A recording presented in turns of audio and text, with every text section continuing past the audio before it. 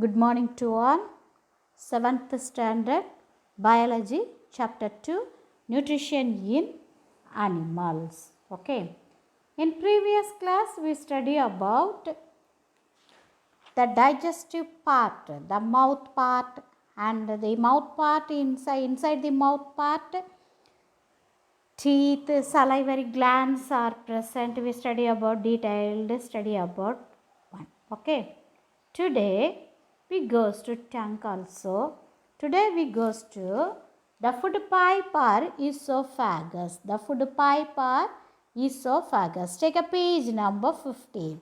I hope all our students read the pages, the previous class pages. Okay. Today we goes to the food pipe or esophagus. Okay. It is a tube-like structure which connects the mouth to the stomach and runs along neck and chest. It carries slightly digested food from the mouth to the stomach. Food is pushed downward by a wave-like movement of the wall of food pipe as a result of alternate contraction and relaxation. This movement is called peristalsis. Okay. This movement is called peristalsis. Then the chewed food that enters the esophagus from mouth and is passed down to stomach is called bolus. Okay. Sometimes food is not accepted by our stomach and is vomited out. Okay. Because the food moves in the opposite direction. For example, from stomach to mouth by antiperistaltic movement in esophagus. Our windpipe that carries air from nostril to our lungs, and food pipe runs adjacent to each other. Okay. Air and food share a common passage in the throat. When we swallow food, a flap-like valve closes the passage of the windpipe and guides the food into the food pipe. Okay. But if we laugh or talk while eating, listen.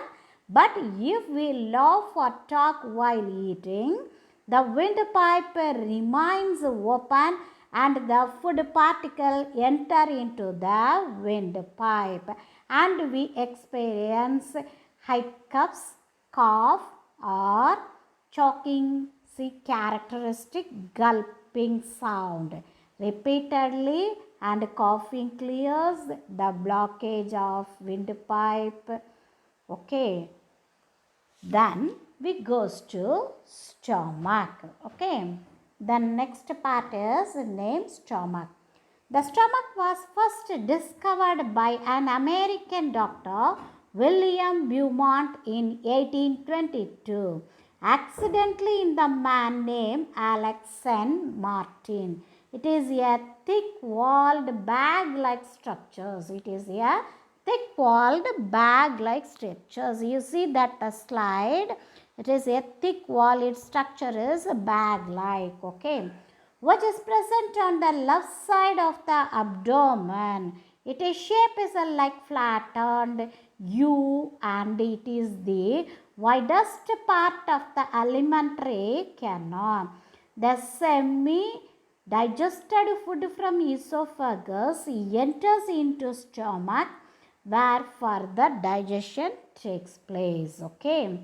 The churning of food into stomach takes place from 3 hours. Listen. The churning of food into stomach takes place for 3 hours. The food is broken down into smaller pieces and forms a semi-solid paste. The inner lining of stomach secretes mucus, hydrochloric acid and digestive enzymes or juices. The functions of mucus is to protect the lining of a stomach from the action of hydrochloric acid. The secretion of hydrochloric acid makes the medium acidic inside the stomach. It kills the harmful bacteria present in the food and also helps in the digestion of proteins in the stomach. The partial digested food which moves from stomach to the small intestine called chyme. Okay. So, the stomach region, some mucus and hydrochloric acid are secreted. Okay. The mucus protect the lining of stomach from the action of hydrochloric acid.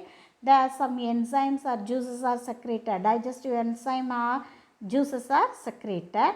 Then the hydrochloric acid may protect the from harmful bacteria in the food. It kills the harmful bacteria present in the food. Okay.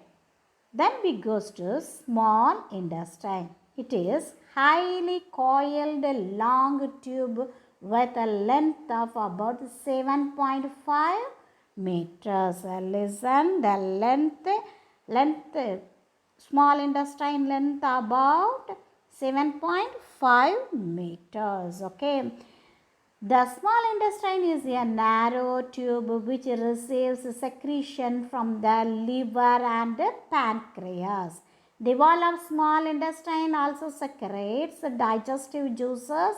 The complete digestion of food takes place inside the small intestine and the food component are also observed here. The food components are observed here. In which place? The small intestine. The largest gland of the body, for example, liver is the largest gland of the body. It is a reddish brown in color gland. It is situated in the upper part of the abdomen on the right side. Okay. It secretes bile juices which is stored in a sac-like structure called gallbladder. Okay.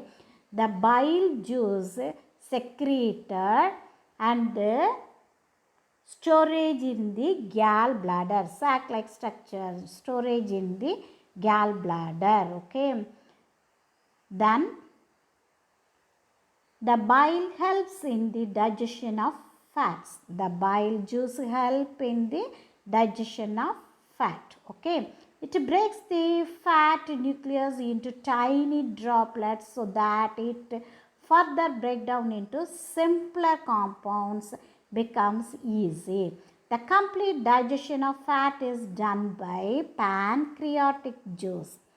Then next juice, pancreatic digestive juice. Okay, the pancreas is a large cream color gland. Okay, the pancreas is a large cream color gland. Okay, then it is located just below the stomach and secrete pancreatic juices. Okay, the liver secrete some juice. Okay, the liver secrete bile juice. It storage in a sac-like structure gallbladder, but pancreas secrete pancreatic juices. Okay, it breaks down fat into simpler compounds like fatty acid and also glycerol, carbohydrate into simple sugars and protein into simpler amino acids. The intestinal juices secreted by the walls of a small intestine also help in the digestion of carbohydrate and protein into simpler and water soluble substance. Now the food is said to be digested. Okay. This digested food is now absorbed by the walls of small intestine. The digested food is absorbed by the wall of small intestine. Then we goes to the study about the absorption in the small intestine. The blood vessels in the walls of the intestine absorb the digested and water soluble substance to produce energy for growth and development of animals. The inner walls of small intestine have thousands of finger-like outgrowths called villi.